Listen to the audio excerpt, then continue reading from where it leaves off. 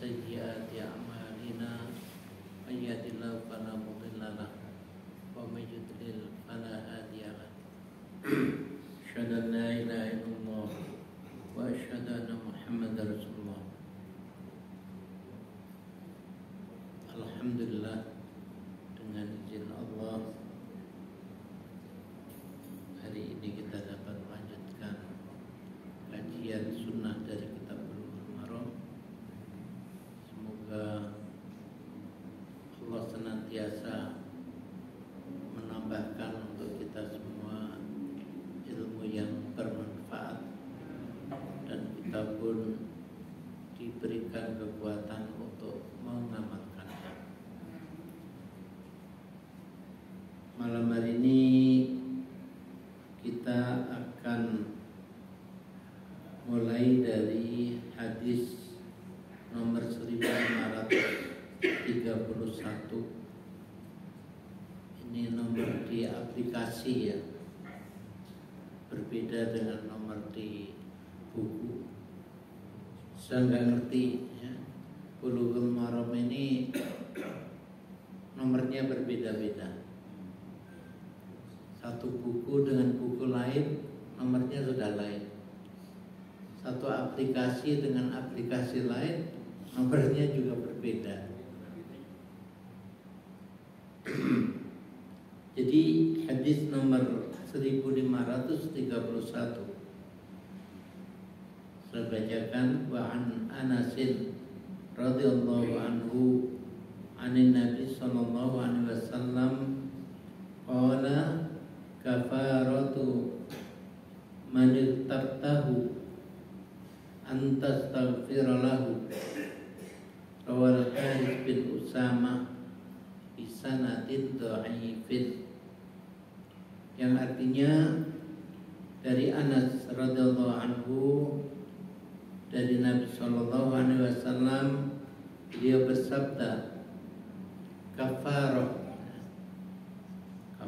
itu hukuman, denda, sesuatu yang harus dikerjakan supaya kesalahan dihapus oleh Allah. Jadi kafarah untuk orang yang kamu ghibah, bahwa kamu harus memintakan ampun untuknya.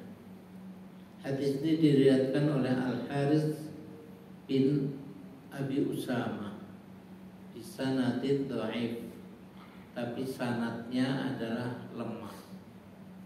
Jadi hadisnya adalah hadis lemah, bukan hadis sahih. Kalau hadisnya hadis lemah, isinya bagaimana?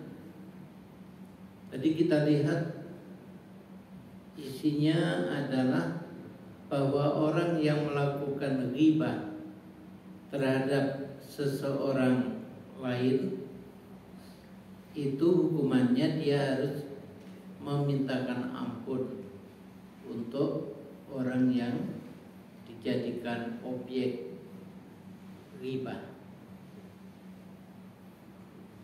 Nah, apakah ketentuan ini benar? Kalau kita lihat dari dalil-dalil lain, ketentuan ini tidak benar. Pertama,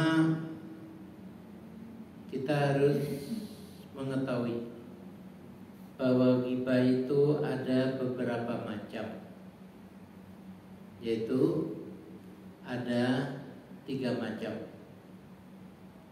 Pertama adalah ghibah yang biasa.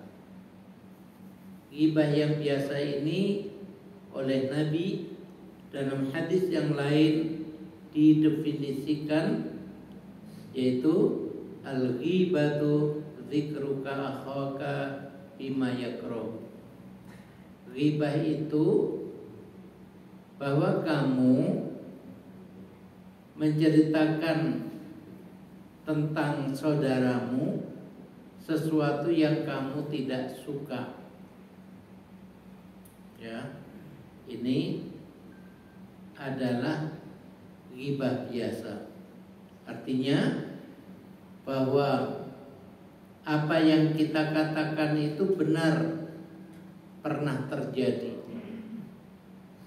Tapi seandainya saudara kita yang kita ceritakan itu ada bersama kita, tentu kita tidak berani menceritakan hal itu, karena kita tahu bahwa dia nggak suka diceritakan yang seperti itu. Jadi definisi Nabi tadi, kalau kira-kira kita cerita itu dia nggak suka, maka itu adalah ghibah. Kalau kita ceritakan itu dia suka, itu bukan ghibah.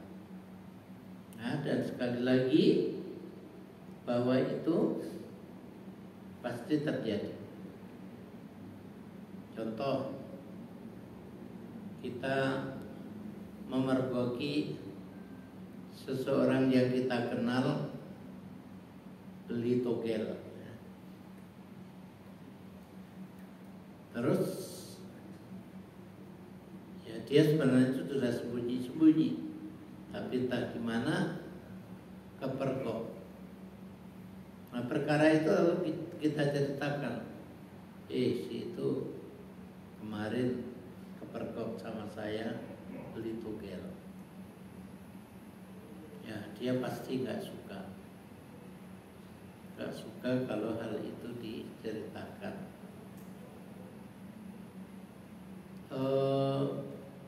Ini ada sesuatu yang dilarang dalam agama. Kenapa? Karena apa yang dia perbuat itu urusan dia dengan Tuhan. Ya, dia beli togel atau enggak, itu tidak ada kerugiannya untuk kita. Kemudian seandainya perkara itu perkara yang bisa merugikan masyarakat, dalam hadis lain Nabi menghalalkan kita menceritakan orang yang berbuat tidak baik dan itu bisa merugikan orang banyak. Contohnya dalam hadis ada orang yang punya hobi ngutang tapi gak bayar. Ngutang kepada A, gak bayar. Ngutang lagi pada B, gak bayar. Pada C, gak bayar. Nah, jadi sudah ada beberapa korban. Itu oleh Nabi kita dihalalkan untuk melakukan ghibah. Kita ceritakan kepada yang lain-lain. Tujuannya apa? Tujuannya agar tidak jatuh korban lebih banyak. Adapun tadi ada orang beli togel, itu urusan dia dengan Allah. Kita nggak tahu apa yang sedang dialami. Mungkin dia banyak hutang, lalu bingung, disesatkan oleh setan, mungkin dibisiki, coba kamu beli togel, nanti kalau menang kamu bisa membayar hutang-hutang kamu. Ya. Jadi orang yang dalam keadaan galau itu mudah untuk disesatkan oleh setan. Yang kedua, ya, kita menceritakan orang yang berbuat tidak baik, yang sebenarnya hanya dia yang bakal merugi. Sedangkan kita nggak tahu, bisa jadi setelah melakukan pelanggaran, yaitu termasuk maksiat atau durhaka kepada Allah, barangkali dia taubat, mohon ampun kepada Allah, dan Allah sudah mengampuni. Hari ini dia beli togel, malamnya dia sangat menyesal, lalu sholat malam, minta ampun kepada Allah, Allah pun memberi ampun. Besoknya kita ngomongin tentang dia, padahal tadi malam Allah sudah mengampuni, ya. Jadi masalahnya sudah selesai. Ini yang namanya ghibah.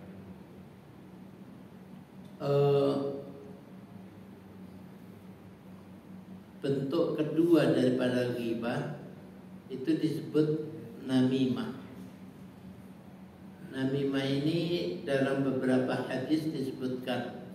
Ada hadis yang bunyinya la yadkhulul jannata nammamun. Tidak akan masuk surga orang yang suka berbuat namimah. Satu lagi, ada hadis yang menceritakan bahwa suatu ketika Rasulullah SAW berjalan bersama sahabat. Lalu Rasulullah tahu ada 2 kuburan yang penghuninya sedang disiksa. Jadi mengalami siksa kubur. Maka Rasulullah menceritakan bahwa 2 kuburan ini penghuninya sedang disiksa.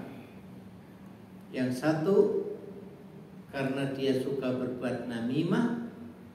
Yang kedua karena dia kalau nyebok enggak bersih. Ya, jadi najisnya masih ada. Nah, jadi di sini bahwa namimah itu menyebabkan orang terkena siksa kubur. Lalu Rasulullah SAW mengambil pelepah kurma dan dibelah menjadi 2, ditaruh di atas 2 kuburan tadi. Lalu Rasulullah bersabda, mudah-mudahan azab atau siksa kubur ini diringankan selama pelepah kurma ini belum kering. Ya, jadi sekali lagi itu tadi namimah. Apa itu namimah? Namimah adalah ghibah, tapi dengan maksud. Kalau ghibah biasa itu mungkin ya sekedar hobi saja, ya. Ibu-ibu di tempat lain, ya, bukan di sektor 6 ini, itu kadang-kadang ya namanya hobi. Tetangganya beli cincin baru jadi obrolan, tetangga beli panci jadi obrolan, tetangga pakai lipstik agak belepotan jadi obrolan. Itu hobi, ya. Nah, ada ibu-ibu yang punya hobi semacam itu. Nah, tapi nggak ada tujuan-tujuan yang karena tujuan jahat itu nggak ada. Kalau namimah itu ada tujuan jahat di balik itu. Jadi si A menceritakan mengenai B kepada C, tujuannya agar hubungan C dan B ini menjadi renggang. Yang tadinya mereka bersahabat, nah setelah diceritakan ini diharapkan antara B dan C ini menjadi renggang. Itulah yang namanya namimah. Makanya kadang-kadang di dalam terjemahan hadis namimah itu disebut adu domba, ya. Tapi kasusnya seperti itu, menceritakan dengan niat supaya orang yang mendengar cerita itu menjauhi orang yang diceritakan. Ini namanya namimah. Yang ketiga itu ada satu bentuk lagi yang namanya dalam bahasa Arab disebut buhtan, ya. Buhtan itu kalau bahasa kita fitnah. Apa buhtan itu? Buhtan itu ada menceritakan sesuatu yang sebenarnya nggak pernah terjadi. nggak pernah dilakukan oleh orang itu. Jadi ngarang-ngarang cerita. Dulu itu ada seorang tokoh ya, malah dibikinkan film. Dia seorang ulama, tapi dibikinkan film fitnah seolah-olah dia berjoget-joget dengan cewek ya. Ini ada buhtan. Buhtan itu dalam Islam itu merupakan tindakan yang dosa, yaitu dosa yang besar. Karena orang itu gak pernah melakukan kejahatan tersebut, lalu diceritakan bahwa dia melakukan perbuatan yang terlarang itu. Ya, ini ada 3 macam daripada ghibah. Gimana cara menghapus ghibah itu? Kalau kita lihat dari dalil-dalil lain, ketika kita punya salah kepada seseorang, maka harus ada yang namanya istihlal. Istihlal itu apa? Istihlal itu minta supaya kesalahan kita dihalalkan. Dengan kata lain, minta maaf untuk kesalahan yang kita lakukan. Saya nggak tahu, mungkin dari riwayat yang menyebutkan istihlal itu, kemudian di Indonesia ada halal bihalal ya. Soalnya kalau halal bihalal ini nggak ada yang kenal kecuali di Indonesia saja. Rasanya di Malaysia juga nggak ada halal bihalal, apalagi di Arab ya. Jadi itu mungkin dari kata-kata istihlal, di mana dalam hadis itu Rasulullah memberi petunjuk, daripada kita nanti di akhirat diadili oleh Allah karena kesalahan kita, karena kita zalim kepada seseorang, maka upayakan agar kita meminta maaf kepada orang yang kita berbuat salah kepadanya. Ya tapi kan gimana, kan berat. Masa harus cerita kepadanya bahwa saya tadi ngomongin kamu soal ini. Ya coba saja minta maaf tanpa harus menyebutkan ya secara rinci kesalahan apa yang kita lakukan. Kalau dia langsung memaafkan, alhamdulillah. Tapi kalau dia mensyaratkan, saya mau memaafkan, tapi kesalahan kamu harus kamu ceritakan. Kesalahan apa yang kamu lakukan? Nah, kalau dituntut semacam itu ya kita harus menceritakan apa adanya. Jadi bahwa kita memintakan ampun kepada Allah untuk orang yang kita jadikan sasaran ghibah, itu nggak ada dalil yang sahih yang mendukung aturan tersebut. Dalil yang sahih adalah kita harus meminta maaf kepada yang bersangkutan. Hadis berikutnya 1532. Wa an Aisyah radhiyallahu anha qalat qala Rasulullah sallallahu alaihi wasallam abghadur rijal ila Allah al-aladul khasib akhraja Muslim.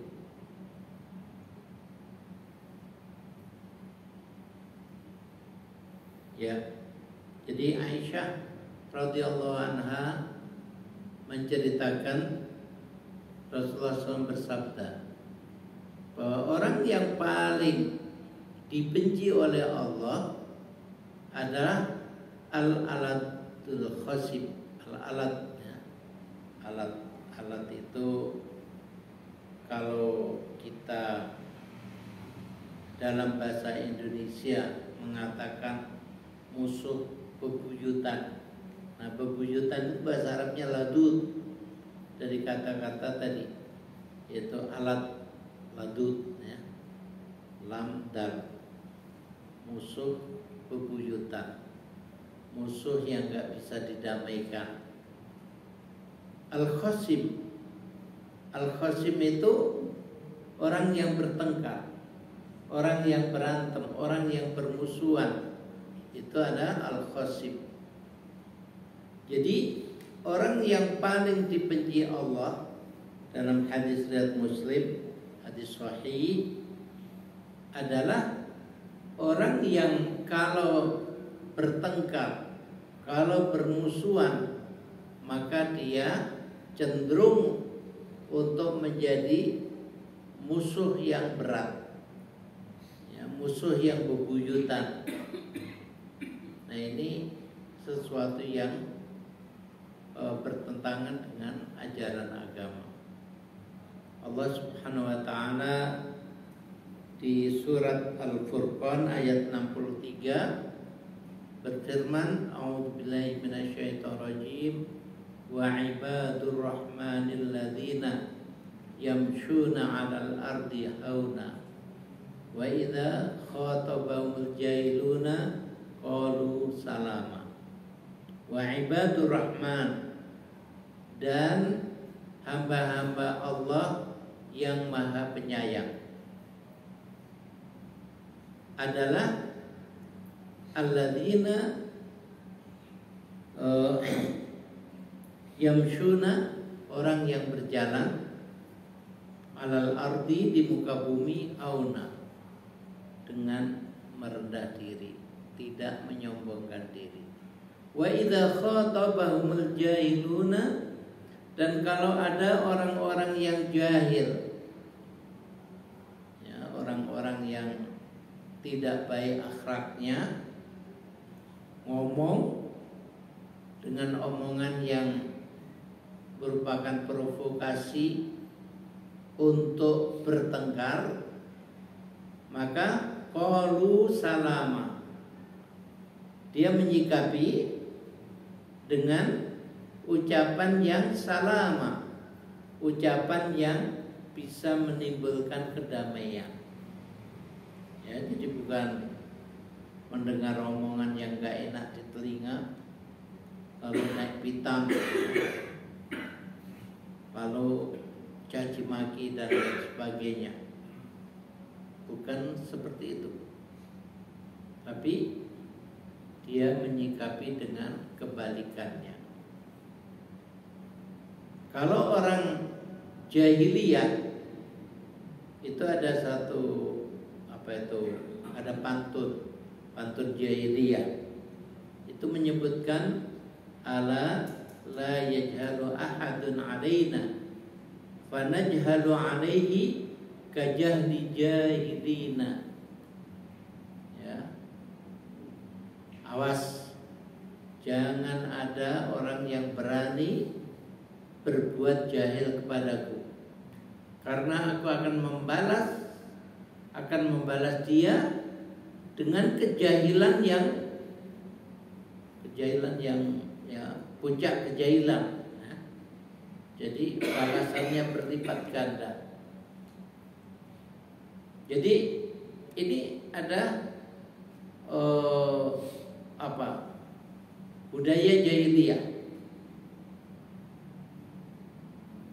Dalam bahasa Jawa, di sini banyak yang Jawa atau enggak? Banyak, ada. Banyak. Jadi kalau bahasa Jawa itu ada istilah kriwikan dadi grojogan. Nah, kriwikan itu kan ada lubang kecil, ya. Air netes dari sana kecil. Itu bukannya disumbat, tapi malah dibikin grojokan, dibikin jadi parah. Itu kalau ya dalam pepatah Jawanya seperti itu. Jadi Islam mengajarkan sebaliknya. Kalau ada orang menyakiti hati, ya kita maafkan. Kalau ada orang mencaci, ya kita respon dengan respon yang menyebabkan kedamaian. Jangan malah menjadi pertengkaran, ya seperti yang dilakukan oleh orang-orang jahiliyah. Nah, itulah ajaran Islam. Oleh karena itu, kalau ada orang yang hobi bertengkar, kalau dia tersinggung akan naik pitam, kalau dia dikasih kalau ada orang berbuat zalim, katakanlah nilai kezalimannya adalah 50%, dia akan membalas dengan kezaliman 70% atau lebih. Ini ada ciri daripada manusia yang dibenci oleh Allah. Ya. Jadi orang Islam itu harus punya akhlak yang bagus, akhlak yang membawa kehidupan pada kedamaian. Dan kalau ada sedikit-sedikit konflik pertengkaran, itu adalah sesuatu yang wajar, tapi hendaknya diupayakan, ya, agar sesuatu masalah, ya, masalah kecil itu jangan menjadi besar. Kemudian hadis 1533, yaitu dari Ibnu Mas'ud radhiyallahu anhu, Rasulullah SAW bersabda, "Alaikum bisidqi." Hendaklah kamu membiasakan diri untuk jujur, untuk benar. Fa inna sidqa yahdi ilal bir. Karena jujur atau benar itu akan membawa kamu kepada kebaikan. Wa annal bir yahdi ilal jannah. Dan kebaikan itu akan membawa kamu ke surga. Wa ma yazalu rajulu yasduqu. Dan apabila seseorang terus berusaha untuk jujur, untuk bersikap benar, wa yataharra as-sidqa, dan selalu berjuang untuk benar, hatta yuktaba indallah siddiqan, maka Allah suatu saat akan menyetempel dia sebagai siddiq, ya. Siddiq seperti Abu Bakar As-Siddiq, orang yang selalu benar. Wa iyyakum wal kadzib, dan hendaklah kamu menjaga diri dari al-kadzib, dusta atau bohong. Fa innal kadziba yahdi ilal fujur, karena kebohongan itu akan membawa orang pada fujur. Fujur itu maksiat, kedurhakaan, pelanggaran hukum. Wa innal fujur yahdi ilan nar, dan fujur itu akan mengarahkan orang ke neraka. Wa ma yazalur rajul yakdzib, dan apabila seseorang terus biasa berbohong, wa yataharra al-kadzib, dan selalu berusaha untuk bohong, hatta yuktaba 'indallahi kadzdzaban, maka suatu ketika dia akan divonis oleh Allah sebagai kadzdzab, ya, sebagai pembohong. Muttafaqun alaih, ya. Jadi hadis ini hadis yang sangat kuat, yang disepakati sahihnya oleh Al-Bukhari dan Muslim. Hadis ini banyak memberikan pelajaran kepada kita, yaitu pertama, bahwa hendaknya kita selalu berusaha untuk jujur. Berusaha untuk jujur itu apa? Seperti dalam hadis lain, Rasulullah SAW bersabda, "Qulil haqqa walau kana murra." Katakanlah yang benar meskipun itu ada pahit. Ya, misalnya pengurus masjid sepakat untuk rapat hari Rabu jam 9. Nah, terus semua pengurus tentunya diundang.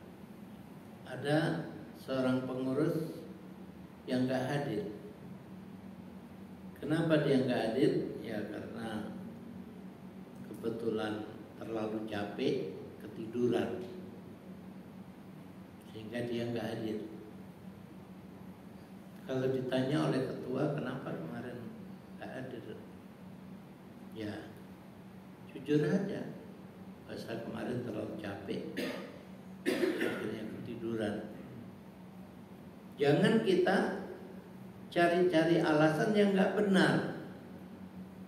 Misalnya tiba-tiba ada tamu dari jauh. Nah, ini namanya berbohong. Kalau kita terus terang, ya saya kemarin ketiduran karena capek sekali. Nah, meskipun mungkin ada rasa malu, nggak apa-apa. Qulil haqqa walau kana murra. Katakanlah yang benar meskipun itu pahit bagimu. Dan yang namanya jujur ini harus diperjuangkan. Wa yataharra as-sidqa, ya, yataharra.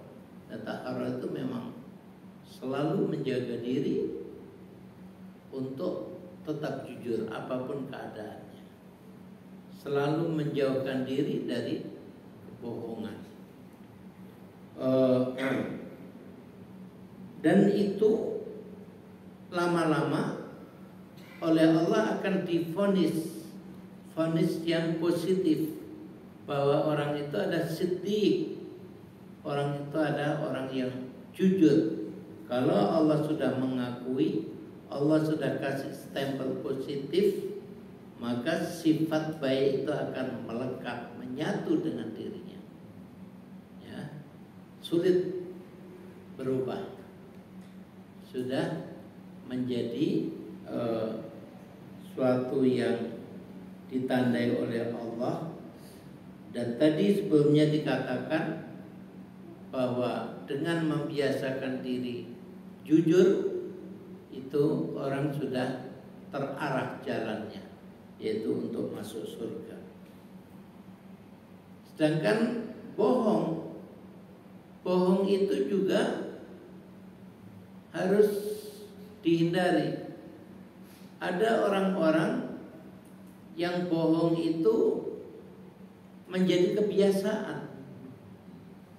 Ya mungkin salah didik dari kecil, ya, sehingga dia biasa berbohong. Bahkan kalau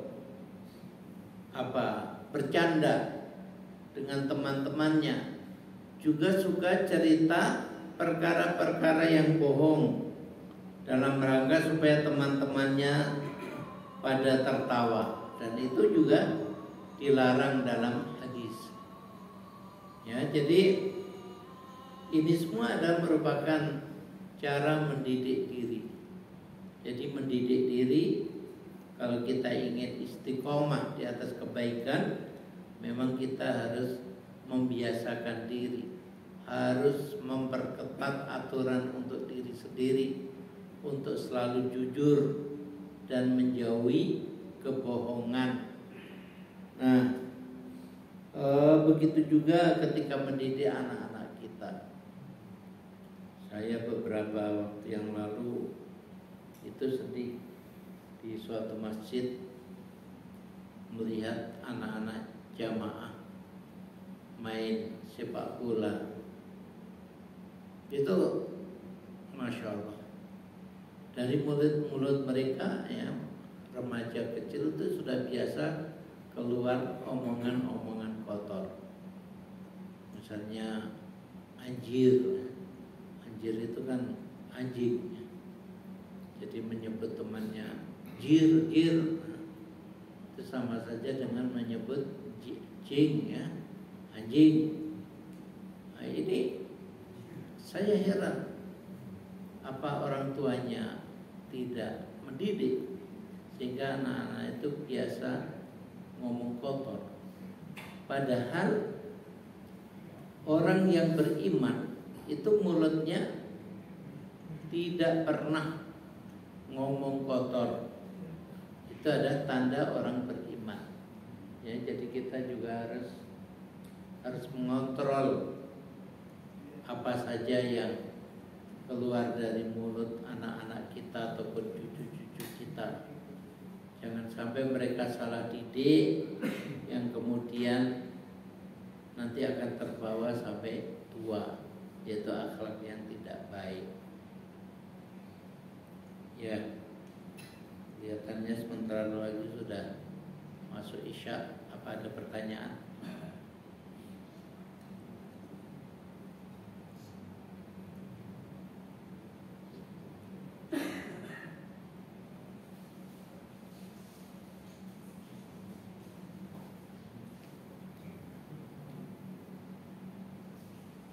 Berapa menit lagi? 5 menit lagi. Ya, silakan kalau ada pertanyaan.